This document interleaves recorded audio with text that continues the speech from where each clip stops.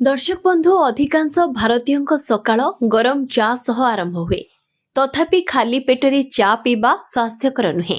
जदि आपण एक ग्लास कमला रस सह सकाळ आरंभ करती तेबे आपण जानती कि आपण शरीर में कौन परिवर्तन आसीपारे।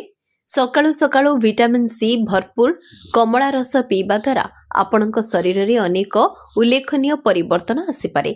आसंतु जानिबा प्रतिदिन सकाळे 30 दिन पर्यंत कमला रस पीवा परे कमला रस पीवार लाभ विषय। चारे कैफीन एवं टानिन थाए जेतेबेले कि कमला रस विटामिन सी फोलेट एवं पोटासियम रो भंडार।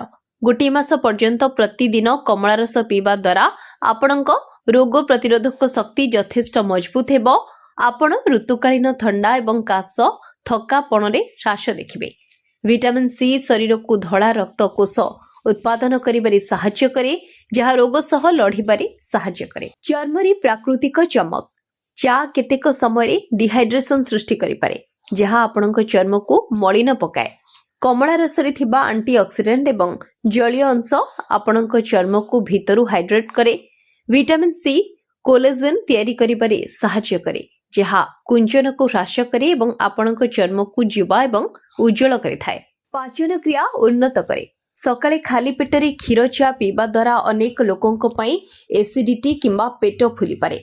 कमला फाइबर भरपूर जहाँ पाचन शक्ति को उन्नत करे। यह शरीर को विषमुक्त करिबारे एवं कोष्ठकाठिन्य भली समस्या मुक्ति देबारे मध्य सहाय्य करे।